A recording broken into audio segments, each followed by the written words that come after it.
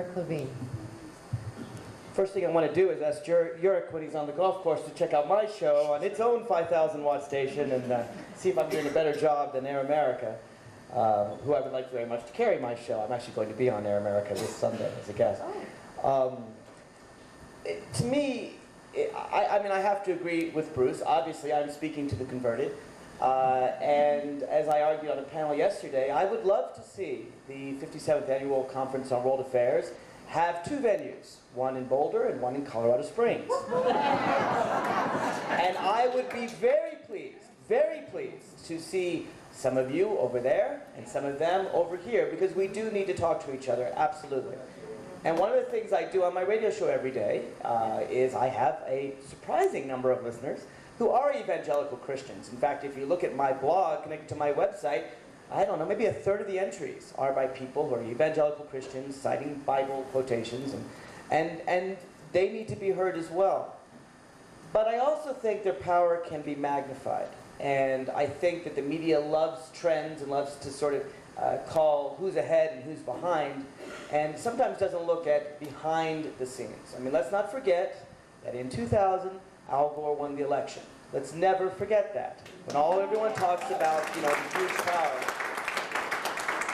Let's also not forget that even if the voting machines are accurate, and remember, the Republicans refuse to allow legislation to come to the floor of the House to require accurate voting machines. And I've never heard any Republican explain why they are against accurate voting machines. Never. They just run from that issue. I would love to see the media focus. Why are Republicans against accurate voting machines? So even if, it's an important point. What's interesting, of course, is Clint Curtis is the software developer for the Republicans, who has told us about how he would create voting machines that would not change the percentage of who's for whom, but would increase the turnout of those that favor one candidate or the other. And as I listened to what Bruce said, I thought, maybe Clint Curtis's software is doing very well to create the perception of an increase in religious right. We can never know this, of course, unless we have verified voting machines. But I guess the first point I want to make is take heart. If it were not for systemic ways that the Republicans are manipulating the system, we would be ahead. If it were not for gerrymandering, for example, and both parties do it, but the Democrats have done it in Maryland, one seat, and the Republicans have done it in Texas and Florida and Pennsylvania, and they're trying to do it in California, and they tried to do it in Colorado. One of the interesting statistics I found from the 2000 election is that if you look just at congressional districts, Al Gore, who we all know won the popular vote by more than 500,000 votes, won only 42% of congressional districts. Now let's go through the math. Let's explain what that means. They drew the districts in such a way that 51% of the population only got 42% of the seats. Now that's a very powerful thing that, again, the media is not mentioning. So the poll, for example, that Yurik mentioned, the poll that showed moral values are really high up there, and why people voted for the president. How many people voted for moral values as their highest percentage? Does anyone know here? It's about 21, 22%. And it was the plurality, but not the majority. And of course, what is moral values? Well, the religious right says, well, that's, you know, hating gay people and being pro-life. Some of us think moral values include helping the poor, social justice. So they took that poll, they ran with it, and the media followed and said, wow, the religious right has really taken over in America. Now, I don't mean in any way, to diminish the importance of the foundations and everything that Chip talked about, that they have set up. The religious right is definitely trying to gain power, no question about it. But the majority of Americans still are not of the religious right. One of the polls that people never mention is that Bill Clinton, even after impeachment, when he left office, had about a 65% approval rating, actually greater than Reagan when he left office. So basically, you look at same-sex marriage, I think, and you see how America is divided. 1/3 of the country thinks that gay people should have equal rights to marriage. 1/3 of the country thinks gay people should have no rights, domestic partnership at all, and 1/3 of the country thinks that gay people should have rights, equal rights, but don't call it marriage. And that's about where our country is. Again, It's all about the battle for the middle third. My problem with the media is not telling the whole story. My problem with the media is not conveying truth, whether it be truth in the law or truth in science. Joe McCarthy, back in his day, really knew how to manipulate the media. One of the things he would do, of course, is he would say, Owen Lattimore is a communist. And then Owen Lattimore would deny he was a communist, and the media would show both sides, without actually exploring whether or not Owen Lattimore was a communist. And the media does a lot of that true today. In the Terry Schiavo case, okay, they talk a lot. They use the Republican talking points, you know, should she live, should she die? But no one actually that I saw very little mention of the Constitution of the United States, which talks about separation of powers. Maybe it's boring to give a social studies lecture to explain that in individual cases, our founders said the courts decide. Congress doesn't. So the Republicans are acting unconstitutionally. Luckily, the courts recognize that. But again, in all the battle over, you know, what Terry Schiavo should want, did anyone mention that the law said that it was her decision? And the Republicans were not out to change the law. They were just out to manipulate this one decision.